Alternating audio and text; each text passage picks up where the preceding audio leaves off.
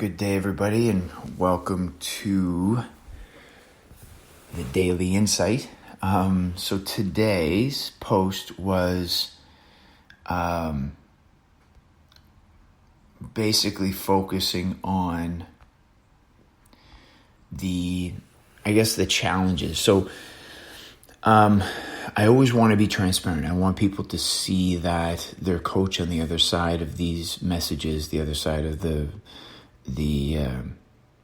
podcast, even on the other side of the screen, I've been where you're at. I'm not just speaking from a point of education, reading about it and studying about it, but I've been there. I've been in those situations, felt those emotions, sometimes multiple times, and sometimes even chronically, the anxiety that I felt with my speech impediment, the drive and obsessive nature of weight loss, hating where I am so much that I'm willing to scorch earth to get to the other side of it. And then realizing that, being on the other side of it after having achieved it the way that I did, it wasn't worth it and it wasn't sustainable. So, I can empathize with where you guys are at, what you're dealing with, family man, business owner, former firefighter, former soldier. These things, there's an emotional attachment to everything. And those people that say that there isn't, or to turn that off, personally, they're full of shit. You wouldn't get anything done without emotion attached to it. But it's not controlling the emotions that we should be focusing on. It's controlling ourselves, because we're the ones having the emotion. And this is kind of where this morning's message is leading. I see so often people riddled with anxiety because of circumstances that they can't control, but they can influence. And what I mean by influence is you can influence outcomes. There's a video that I have. I may post it to the educational group. But really, to summarize it, it's effectively what I like to call the purchase point. The fact that when I showed up to an accident scene, I use an accident scene for an example. I can't control whether or not it happens. I can't control, the fact that it has happened and that people are injured or potentially dying, and the situation is dangerous, and I can't control those things. But what I can control is me in them, and I can influence the outcome by controlling myself in that situation, not avoiding the situation, because me not being there, in my mind, is detrimental to the situation, because there's no one that is better suited to be there than me. And that's a mindset that I've carried into this as well. If not me, then who? If not now, then when, right? So the reason why we go through these things, the reason why these things happen to us, is because, believe it or not, life isn't picking on us, but we're the best person suited to influence that situation and turn it into a positive, right? And there's different degrees of positive. I'm not going to pull someone from a burning car wreck and then be grateful that the car wreck happened immediately or ever. There may be injuries that are permanent, both physical and emotional. Things that they may never fully recover from, but the fact that they're still here is important, and the fact that I was able to help them do that and maintain their life is important as well. So I would fall back on my training. I'd show up at a scene. The scene would first overwhelm me. There'd be all kinds of unmentionable stuff. And then I'd take a deep breath, and I'd rely on my preparation, and I'd look for a purchase point. I would look for a point of where I could enter and begin to change and influence the outcome, right? So that garbled, burning wreck of a car, I would grab the appropriate tool and I would find a spot and I would get to work and hopefully, do some good. So it's the same thing with us, all right? You got to look for your purchase points when you're challenged, when you find yourselves in these, literal and figurative wrecks. You look for an opportunity to prove yourself to yourself, right? By thinking about, okay, how can I make this work? Not by avoiding it. We're heading into a long weekend. The weather looks absolutely phenomenal here in New Brunswick.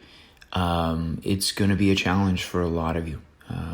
But on the other hand, it's a moment to prove yourself as well and actually walk away from a long weekend feeling like you did something right, that you had experiences, you made memories, you laughed, you stayed up late, you had a really, really good time, but yet you didn't compromise your morality, you didn't compromise your goals, and you feel proud of yourself as opposed to that guilt-ridden feeling that many of us are accustomed to feeling after we feel like we've done something wrong and that we've, air quoted, cheated.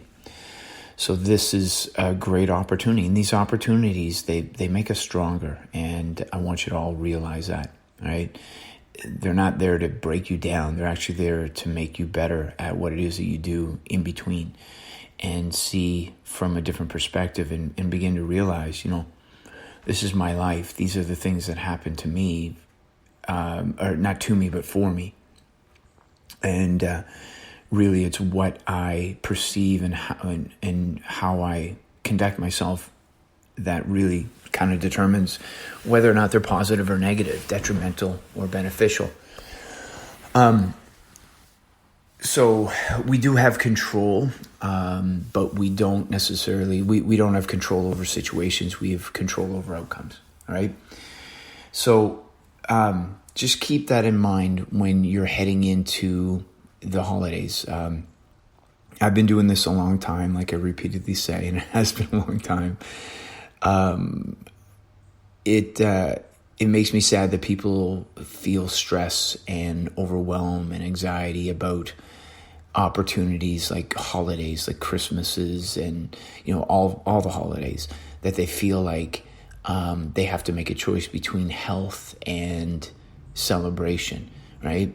And I'm telling you right now, you cannot make the choice between physical and psychological well-being.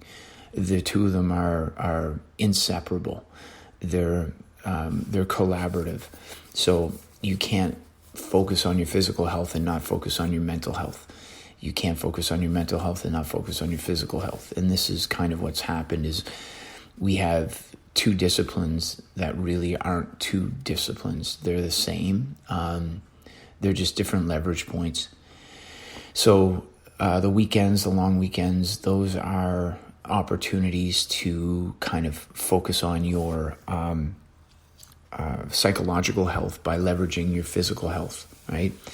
Working out over a long weekend, if it helps keep your head straight and keeps you focused on eating better and doing better for yourself, then do so. I mean, who's to say who wrote the law that you can't work out on the weekend? And again, it's not being obsessive.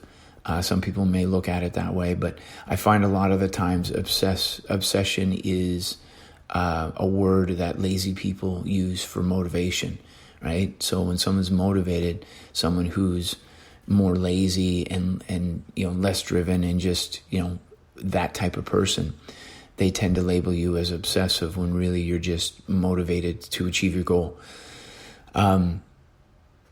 So anyway, that's really what I wanted to hit on today. Don't cater to the feelings of failure, being intimidated, overwhelmed. All right, feel fortunate that you have this opportunity to celebrate while proving yourself to yourself. All right, it's a big part of what we're doing here, guys. All right, understanding that we all have these feelings, including me. Having businesses and kids and ex-wives and being newly married and there's always an opportunity for me to stress. There's plenty out there, my God. But stressing is a choice that I make, right? The opportunities are there, but whether or not I choose to focus on those things or focus on the purchase points, right? Yes, there's a bazillion things that that I could be stressed about, but there are a still equal portion of other things that I could feel energetic and driven towards, right? Motivation towards. And that's where, reading these things, talking about this stuff,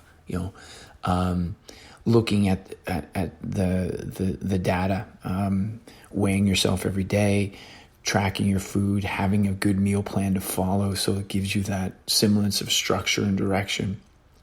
Those are empowering tools. And what they do is they create that equilibrium to help you find that center ground between chaos and peace, right? Between strength and weakness. So keep those in mind, all right? Don't discard them over a long weekend or a holiday. Keep them there. They work for you, so work them. But again, like a hammer can drive a nail in, but it can take a nail out too, depending on how you use it. It's the same, right? So these meal plans, tracking your macros, checking in, they can take on a different context. They can take on a different tone when you're on vacation, when you're on a holiday, all right? And leading into that, I'm going to be away. I'm on vacation with my family for the week. We're heading to Prince Edward Island. So, I'm still going to be checking in and doing the morning stuff. Might be getting out a little later. But I'm still here. I'm still doing what I'm doing, but in a modified context. All right. So, a vacation to me isn't a total separation, and I'm not going to go drink my face off and eat all kinds of overindulge and cheat.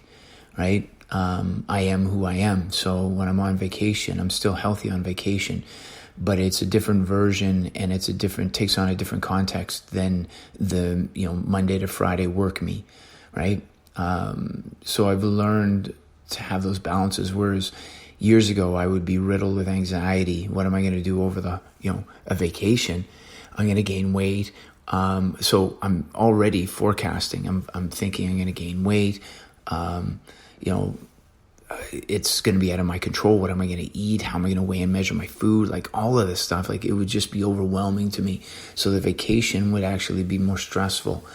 And that's when you know that you've got a poor balance.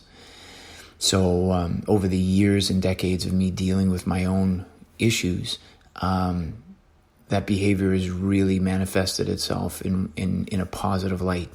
I'm looking forward to vacation. I know how to manage myself now in any environment, so I'm not intimidated. The same way as I'm not intimidated to step in front of a massive audience and speak, even though I did have a speech impediment. I overcame that. I overcame my fear of heights, and there's all kinds of different things that I learned to do because it was important for me to do them. And vacation, holiday times, those are important things. We need those things because they help us with the reason why we do our 9 to 5, right? It's that balancing of life. So anyway, just food for thought for this, heading into this long weekend. Okay, everybody, enjoy your long weekend. Do your due diligence. All right. Just because you're on vacation doesn't mean that your health is.